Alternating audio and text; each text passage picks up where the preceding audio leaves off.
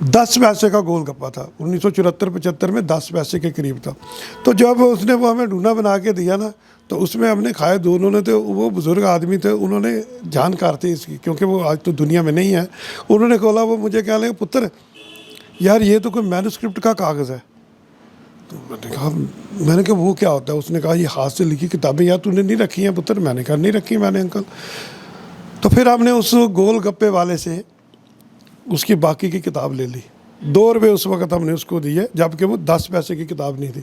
जब 2 रुपये दिए, कुछ पेज थे, कुछ 25-30 पेज थे, वो हमने दोनों ने आधे आधे किए। उसने कहा आधे मेरे आधे आपके। और सबसे पुरानी कौन सी है, आपको याद होगा? तो वो है शेख सादी साहब की, पर्शियन में एक कॉपी है उनकी। शेख सादी साहब बहुत बड़े फिलासफर हुए हैं, उनकी है। वो लगभग 450-500 साल पुरानी है। कई लोग आए यूनिवर्सिटी से, कई बच्चे आए हैं जिन्होंने इसके ऊपर PhD वगैरह। मैं कहूँगा कि मुझे फ़ख्र है। अब ये बच्चे होते हैं ना, ये दोबारा हमें कोई चिट्ठी देते नहीं, ना ही हमें कोई अप्रिसिएशन लेटर देते कि अंकल हम आपके पास आए तो हमने ये आपसे सीखा। वो इस पर 10-12 बच्चे आए जिन्होंने, किसी ने पंजाबी पे किया, गुरमुखी पे किया, किसी ने संस्कृत पे, किसी ने उसके ऊपर जो शारदा पर। जम्मू की छोटी छोटी गलियों में इतिहास छुपा बैठा है।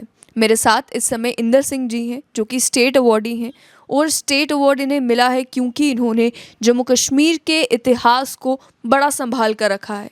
चाहे वो सिक्के हों, चाहे वो किताबें हों, चाहे वो पुराने आर्टिफैक्ट्स हों, वो सारी चीज़ें जो हमें आज भी इतिहास से जोड़ कर रखती है और हमें ये बताती है कि कई साल पहले लोग ज़िंदगी कैसे जीते थे।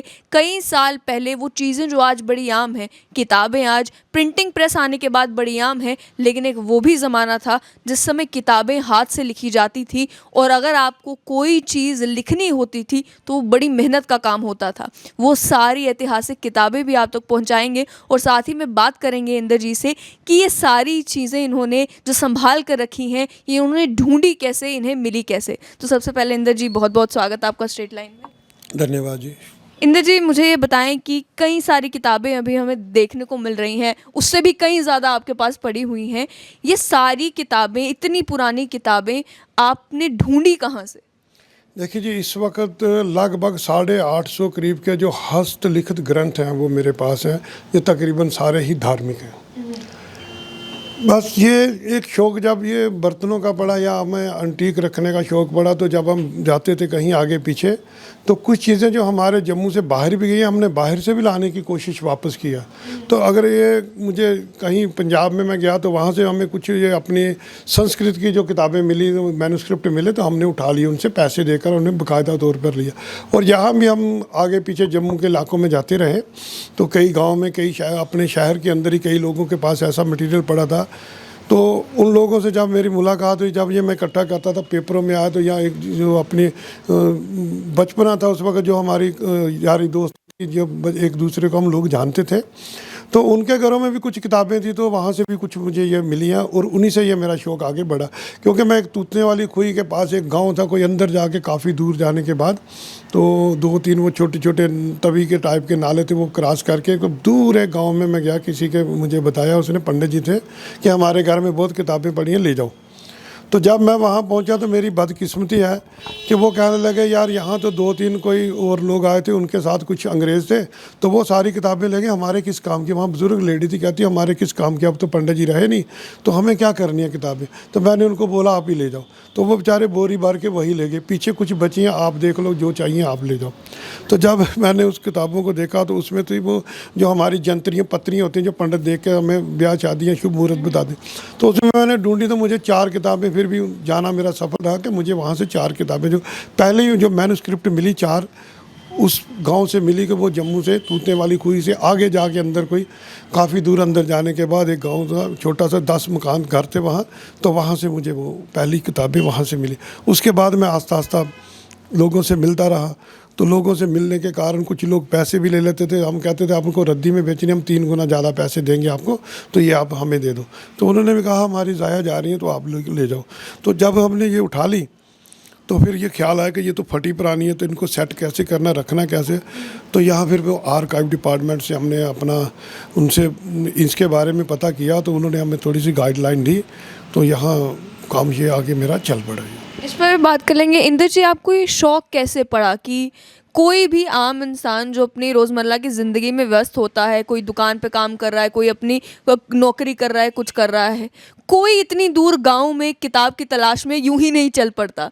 तो आपको ये शौक किस तरीके से पड़ा कि आपने ये जो इतिहास के साथ जुड़ी हुई चीज़ें हैं, चाहे वो सिक्के हैं, चाहे वो किताबें हैं, वो ढूंढनी है और वो संभालनी है? क्या पिताजी से शौक पड़ा या खुद ही ये मन में इच्छुकता थी कि इस तरीके की चीज़ें ढूंढ निकालें? नहीं, ऐसा नहीं है। ये मैन्युस्क्रिप्ट जो है ये मेरी अपनी कलेक्शन हुई। ऐसे ही जैसे हमने वो बर्तनों की कलेक्शन में स्टार्टिंग किया, तो उसके बाद ये ऐसा ही हुआ कि मैं एक दिन चल रहा था तो हमारे एक बुज़ुर्ग साथी थे, तो उनसे कुछ बात हो रही थी। वो भी इस के बड़े माहिर थे, एक्सपर्ट थे इस सामान के बारे में, तो कभी इतनी बात नहीं हुई थी। तो हमने एक जगह से ये छोटी छोटी जो चीज़ें बेचते हैं ना, वो शाबे वाले, जिसको हम शाबे वाले बोलते हैं, तो उससे हमने कोई गोलगप्पे लिए। तो जब उसने वो कागज़ का जो डूना बनाते थे ना, उस वक्त उसी वक्त हाथ से बना लेते थे, तो वो डूना बना के देते थे। तो उस वक्त 10 पैसे का गोलगप्पा था। 1974-75 में 10 पैसे के करीब था। तो जब उसने वो हमें डूना बना के दिया ना, तो उसमें हमने खाए दोनों ने। तो वो बुज़ुर्ग आदमी थे, उन्होंने जानकार थे इसकी, क्योंकि वो आज तो दुनिया में नहीं है। उन्होंने बोला, वो मुझे कह लगे, पुत्र यार ये तो कोई मैन्युस्क्रिप्ट का कागज़ है। तो मैंने कहा वो क्या होता है? उसने कहा ये हाथ से लिखी किताबें। यार तूने नहीं रखी हैं पुत्र? मैंने कहा नहीं रखी मैंने अंकल। तो फिर हमने उस गोलगप्पे वाले से उसकी बाकी की किताब ले ली। 2 रुपये उस वक्त हमने उसको दिए, जबकि वो 10 पैसे की किताब नहीं थी। जब 2 रुपये दिए, कुछ पेज थे, कुछ 25-30 पेज थे, वो हमने दोनों ने आधे आधे किए। उसने कहा आधे मेरे आधे आपके। तो यहाँ से आज तुम भी ढूंढना शुरू करो। तब मैं वो चीज़ देखकर कि 1-2 फिर मैंने उनसे ही पूछ लिया कि यार श्रीमान जी ये मुझे बताइए कैसे जाना। तो उन्होंने कहा कि आप ऐसा करिए, कोई अपने ब्राह्मण दोस्त हैं या कोई लोग ऐसे हैं जिनके घरों में ये किताबें पड़ी होंगी, आप कोशिश करो, पहुँच करो। फिर मेरा 1980 में मैं ये अपनी बर्तनों की दुकान हमने बदली। ऊपर वाली जो हमारी सिटी में दुकान है, वहाँ हमने नए बर्तनों का काम शुरू किया। पुराने रिपेयर का बंद कर दिया, नए बनाने बंद किए। फिर हम तालाब तिल्लों में हमने शुरू कर दिया। लेकिन उस भी लोग जब वो सामान खरीदने आते थे हमारे पास, तो मैं पूछता था आप कौन से गांव से हो? तो वो बुज़ुर्ग औरतें होती थी, हम फलाने के। कौन होते हो? ब्राह्मण हो? कौन हो? तो उन्होंने कहा हाँ जी हम तो मेरे वो फलाने हैं, वो पंडित जी थे, ऐसे थे। तो फिर मैंने उनको पूछना कोई आपके पास किताब है, कोई फटी पुरानी जो पंडित लोग इस्तेमाल करते थे, जो पूजा में लगती, उन्होंने पूछना कौन सी? तो जो पूजा करते हो सुबह बैठ के। तो वो फिर कहने लगे हाँ हमारी तो बेकार पड़ी हैं, 2 किताबें आप ले जाओ। कोई बोलता है 1 ले जाओ, कोई बोलता 4 ले जाओ। ऐसे में जम्मू के जो नज़दीक गांव थे, या मतलब कि 10-20 किलोमीटर के 25 किलोमीटर के अंदर, तो छुट्टी वाले दिन हम वहाँ उनके पास चले जाते, या वो बेचारे खुद आके दे जाते थे। इसमें अब कौन कौन सी किताबें हैं मुझे बताएं, और कितनी पुरानी पुरानी किताबें आपके पास यहाँ पर हैं? देखिए जी, किताबें जो है 300, 400, 500 साल से लेकर और ये 100 साल के अंदर तक नहीं है। ये हमारे पास हैंड रिटन जो है, जो मैन्युस्क्रिप्ट है, जो हस्त लिखे जाती थी उनके। और सबसे पुरानी कौन सी है, आपको याद होगा? देखिए इस वक्त मेरी अलमारी में ही रह गई है, तो वो थोड़ी नीचे आ गई है, तो उसको उठाना थोड़ा मुझे लग रहा है कि इस वक्त थोड़ा अंधेरा वहाँ पे, तो क्योंकि लाइट भी मेरी ख्याल नहीं है। तो वो है शेख सादी साहब की पर्शियन में एक कॉपी है उनकी। शेख सादी साहब बहुत बड़े फ़िलासफ़र हुए हैं, उनकी है। वो लगभग 450-500 साल पुरानी है। उसकी हालत थोड़ी सी कुछ पेज उसके ख़राब है, बाकी के आधे पेज उसके सही हैं। उसका नाम है गुलिस्तान जी, वो पर्शियन में। उसके बाद ये देखिए 250 साल पुरानी ये लिखी, यानी पर कुछ किताबों पर डेट लिखी होती थी, उन्होंने हाथ से लिखा था संवत। अब ये आपके सामने मैन्युस्क्रिप्ट जो पड़ा है, ये लगभग 1816 संवत का है। और संवत और सन में फ़र्क होता है? 57 साल का फ़र्क है। जो संवत है वो हमारा देसी है, जो सन है वो हमारा इंग्लिश है। आज 2021 है, और जो हमारा संवत है वो 2075-76 के करीब है। तो ये ये मैन्युस्क्रिप्ट पड़ा है, ये लगभग 1833 का है संवत। लगभग 250 साल पुरानी होगी, वो लगभग 250 से 250 साल के करीब चलेगी। उसी तरह से ये हमारे पास किताब है, ये कम से कम कोई 400 साल पुरानी है। और इसमें पेंटिंग वगैरह भी बनी हुई है? पेंटिंग है इसमें। अच्छा, ये आ गई है हमारी जो ये हमारी जो मैन्युस्क्रिप्ट है, ये संस्कृत में है। ये भी हमारी संस्कृत में, इसमें गोल्ड से देखिए वर्क किया गया है। ये सारा जो बॉर्डर लाइन इसकी है, ये गोल्ड से बॉर्डर लाइन बनाई गई है, और जो लिखावट है इस पे 2 पेजों पे गोल्ड की है। असली सोने का इस्तेमाल किया जाता था तब लिखने के लिए, अगर सोने की इंक बनाई जाती थी, और जो इस पर इंक इस्तेमाल की जाती थी वो भी एक इंक स्पेशल किस्म की होती थी। इसको अगर किताब को बाहर से कीड़ा लगेगा पेज को, 90% जो इसमें है लिखावट पे कीड़ा नहीं आएगा। ये इतनी शानदार स्याही होती थी कि इस पर कीड़े का बहुत कम अटैक होता है। स्याही पर पेज पे हो जाएगा, बीच में बड़े बड़े ख़राब भी होंगे, जब ये पेज ख़राब होता है तो बीच में वो भी चला जाता है, लेकिन स्याही पे कम होता है। इसी तरह से ये भी संस्कृत में एक वो कश्मीरी भाषा जिसको शारदा हम बोलते थे, ये शारदा में मैन्युस्क्रिप्ट है। ये है क्या शारदा लिपि में, ये क्या किताब है? ये गीता है जी। अच्छा, गीता है जी जी जी, ये गीता है। गुरुमुखी में भी ये कुछ किताब। रामायण है जी, वशिष्ठ रामायण है। ये सूरत प्रकाश ग्रंथ है पंजाबी में, गुरुमुखी में। इसमें 10 गुरुओं का जिक्र था। ये पंजाबी में गीता है। अच्छा, पूरी कंप्लीट गीता है। 18 अध्याय के 18 अध्याय, 900 कुछ पेज है इसके, 485 मतलब 900 पेज है इसका टोटल, दोनों तरफ से करके। और इस पर वो बाकायदा डेट लिखी है, लिखने वाले का नाम भी लिखा होगा। ऐसे ये चीज़ें ये आगे मतलब है कि हमारी गुरुमुखी में, पंजाबी में, गुरुमुखी में, शारदा में, संस्कृत में, पर्शियन में और अरबिक में ये इस किस्म की किताबें हैं। और लगभग 850 के करीब है, जो 400-500 साल पुरानी किताबें हैं। डोगरी में, टाकरी लिपि में कोई आपको किताब मिली अभी तक? नहीं, डोगरी टाकरी में किताब नहीं मिल पाई, नहीं मिल पाई। वो इन किताब कम है, लेकिन लोगों को समझ नहीं आई, क्योंकि उसकी जो लिखावट है ना, वो जब आदमी देखता है तो वो देखता किसी बच्चे ने ऐसे टेढ़े मेढ़े लफ्ज़ लिखे होंगे, तो हो सकता है इसलिए कई लोगों ने उनको पहले ही ख़त्म कर दिया। कुछ लोगों के पास अगर होगी, हाँ, म्यूज़ियम जो J&K गवर्नमेंट का म्यूज़ियम है, उसमें टाकरी की कुछ मैन्युस्क्रिप्ट हैं। इन किताबों की बात करें तो पन्ने जो हैं वो बड़े वो फ्रेजाइल सी चीज़ होते हैं कि कभी भी ख़राब हो सकते हैं। तो कई किताबें ऐसी भी होंगी जिन किताबों को जब आपने ढूंढ निकाला तो वो किताबों की जो शेप है उस तरीके की नहीं थी कि उसे संभाल कर ज़्यादा रखा जा सकता। क्या आर्काइव डिपार्टमेंट ने आपकी कोई मदद की कि इन्हें दोबारा से रिस्टोर करें, इन किताबों को दोबारा से थोड़ी बेहतर शेप में लाएँ, कागज़ों को थोड़ा बेहतर करें? अब बिल्कुल जी, J&K स्टेट गवर्नमेंट ने जो हमारी मदद किया है, उसमें ये होता था कि दिल्ली से एक आर्काइव्स का, नेशनल आर्काइव से ये फंड्स निकलते हैं, हर साल निकलते हैं। लेकिन वो 2-3 साल के बाद जिसका भी टर्न आते हैं, जो भी हम वहाँ भेजते हैं, वो स्टेट गवर्नमेंट से हम पहले रिकमेंड करवाते थे, अब भी करवाते हैं। जो भेजेगा तो रिकमेंड पहले स्टेट गवर्नमेंट की कमेटी से होगा, फिर ये हमें दिल्ली भेजते हैं नेशनल आर्काइव में। वो उसके ऊपर देखकर जितने हम पैसे लिखते हैं कि हमें इसकी के लिए 2 अलमारियाँ चाहिए तो इतना पैसा चाहिए, इसकी बाइंडिंग के लिए इतना पैसा चाहिए, इसकी रिपेयर के लिए इतना पैसा चाहिए, या इसके लिए केमिकल्स चाहिए, तो जो भी हम उनको डिमांड रखते हैं उसमें वो अपनी हिसाब से जो भी उसकी काट के जो भी उनका सिस्टम होता है उसके हिसाब से हमें वो इसके पैसे देते हैं। ये जो बाइंडिंग आप देख रहे हो, ये गवर्नमेंट ऑफ इंडिया के ज़रिए और स्टेट गवर्नमेंट की रिकमेंडेशन से हमें नेशनल आर्काइव से इसके फंड्स मिलते हैं। उसके कारण हमने इनको रख रखाव में रखा। ये जो अलमारियाँ, ये भी उन्हीं के फंड से हैं। रिपेयर का काम आप खुद करते हैं या कोई एक्सपर्ट है उसमें भी इसके रिपेयर का काम करते हैं? देखिए, एक्सपर्ट तो हमारे पास कम ही आते हैं, लेकिन जो यहाँ के लोग जो बाइंडर हैं या यहाँ के जो लोग काम करने वाले हैं, हम उनको यहाँ बिठा के अपने पास अपनी तरफ से गाइडलाइन जो भी आजकल हम देखते हैं, तो हैंडमेड पेपर हमें मिल गया बाहर से, हमने दिल्ली से भी मंगाया, जम्मू से भी पहले मिलता था, अब जम्मू में बंद हो गया हैंडमेड पेपर। तो उनको हम गाइड करके, तो उनको कहते हैं नहीं ऐसे इसको बना दो, ताकि जब इसका हम पन्ना उठाएंगे तो हमारा पुराने पेपर को, पन्ने को हाथ नहीं लगेगा, हमें नए को लगेगा। अगर नया ख़राब भी हो जाएगा तो हम इसको दोबारा इसको सेट कर सकते हैं। पुराना पन्ना अगर ख़राब हो जाता तो वो दोबारा सेट नहीं होगा।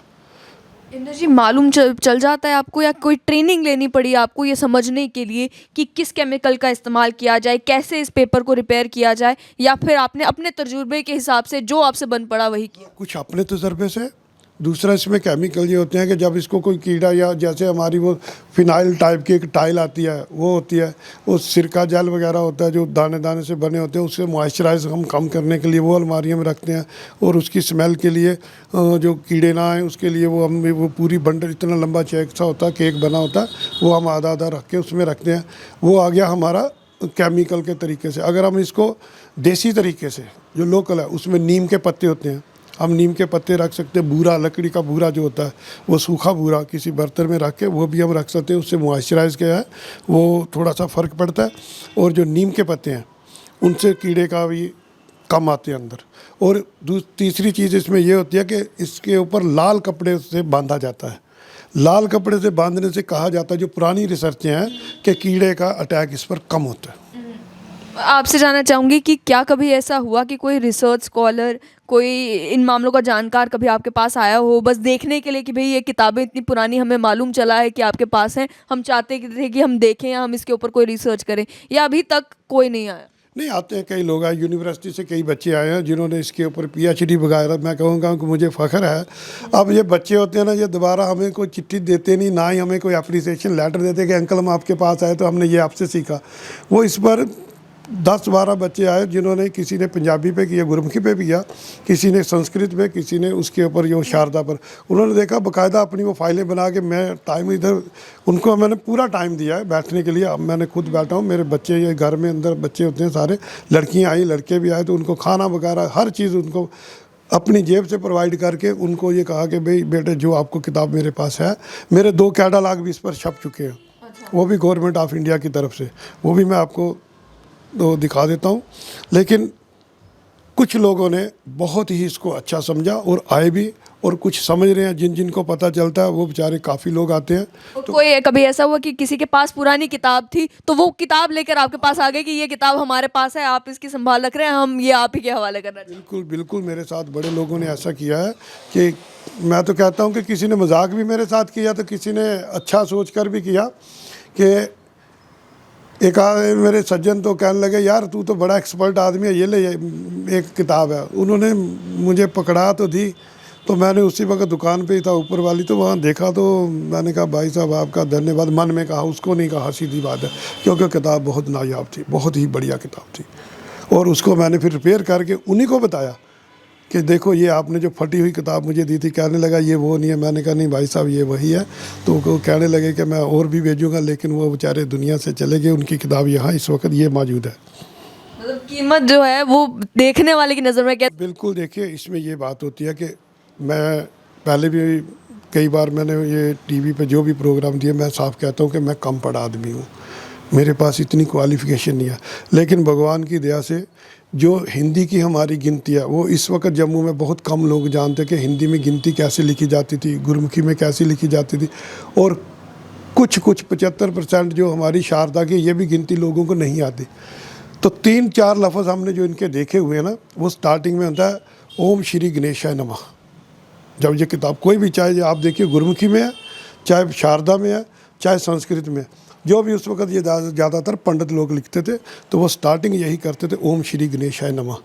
ये हमने सीखा हुआ है। और जो इसका अंत करते थे, वो लाइनें हमने 4 इनसे सीखी हुई हैं कि इति श्री, तो उस पर आगे लिखने वाले का नाम और उसके आगे सम्मत।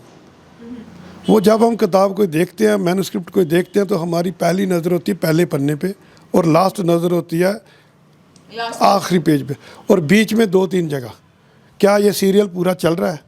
अगर वो गिनती पूरी चल रही है तो समझ लेते हैं कि किताब पूरी अंत तक पूरी है। अगर वो आगे पीछे से कम है या बीच में से कम है, तो गिनती टूट जाएगी, पता चल जाएगा किताब अधूरी है। लेकिन हम उसको छोड़ते नहीं हैं, चाहे हमें 2 पन्ने मिले, ख़राब मिले, साफ मिले, हम उसको छोड़ते नहीं। हम आज भी कोई आएगा, और ये किताब जो मैन्युस्क्रिप्ट पढ़ी है आपको, विशिष्ट रामायण मैंने बताई, ये मैंने 20,000 रुपये में ख़रीदी है।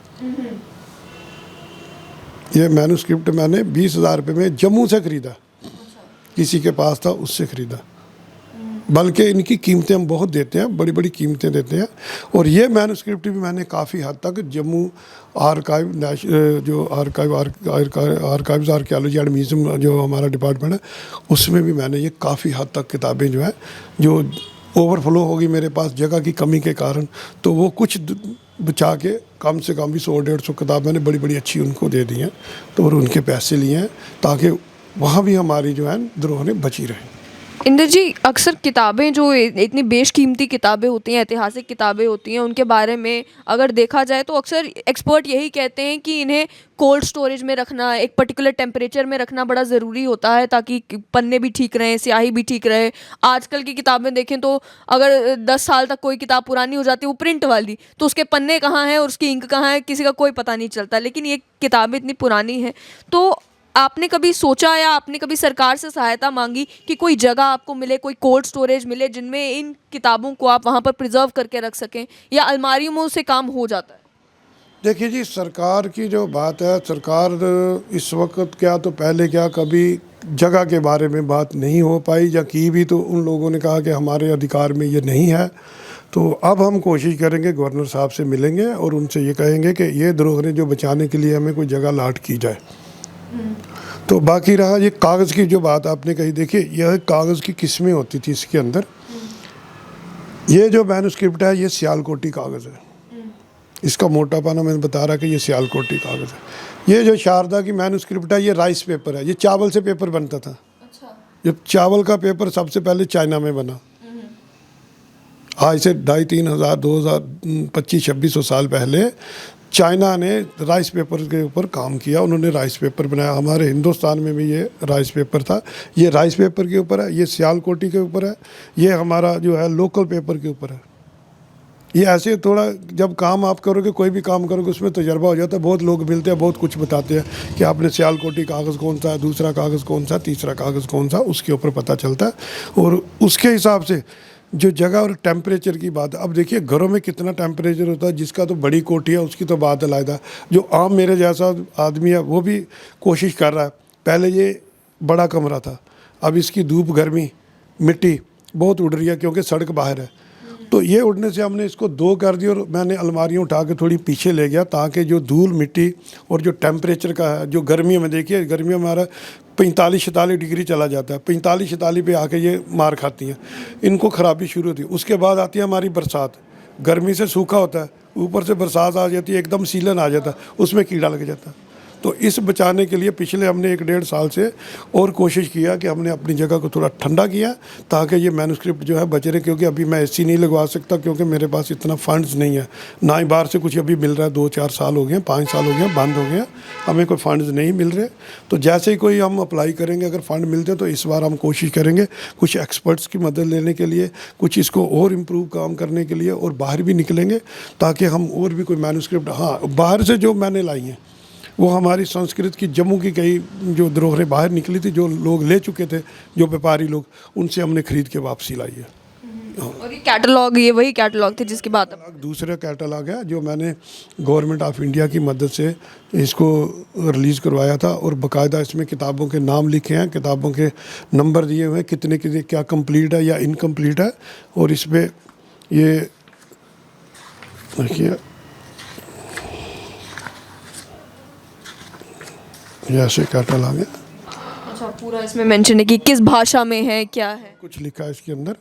तो ये 2 कैटलॉग मेरे छप चुके हैं, ये गवर्नमेंट ऑफ इंडिया की मदद से छपे हैं, स्टेट गवर्नमेंट ने रिकमेंड किया था, और दिल्ली वालों ने, दिल्ली गवर्नमेंट ने हमें इसके बाकायदा 1 लाख रुपया दिया था। तो हमने इसमें कैटलॉग और कुछ सामान वगैरह खरीद के इनके रख रखाव और बचाव के लिए हम बार बार उनका धन्यवाद करते हैं, दिल्ली वालों का, स्टेट गवर्नमेंट का, और स्टेट आर्काइव्स आर्कियोलॉजी वालों का भी हम बार बार यही धन्यवाद करते हैं कि चलिए इनकी मदद से हमें यहाँ तक हम पहुँचे। तो ये डिपार्टमेंट की मदद से हम लोग पहुँचे हैं, और मीडिया के ने मेरे साथ बहुत ही अच्छा बर्ताव किया। मेरे कम से कम भी काफ़ी लेख जो पेपरों में आए, पूरे पेज के, कश्मीर टाइम में, एक्सेलसियर में, और भी बड़े पेपरों में आए। बल्कि खुशी की बात ये, वो मेरे पास पहुंच नहीं पाए।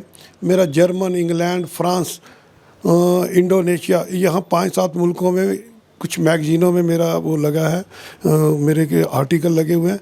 और जम्मू में के शाकिर साहब ने 2 बुक्स लिखी हैं, उनमें मेरे ऊपर भी उन्होंने लिखा है, जम्मू की विभूतियाँ और जम्मू के रत्न, कुछ ऐसा उन्होंने लिखा हुआ है। तो 2-3 किताबों में जम्मू में भी लिखा गया।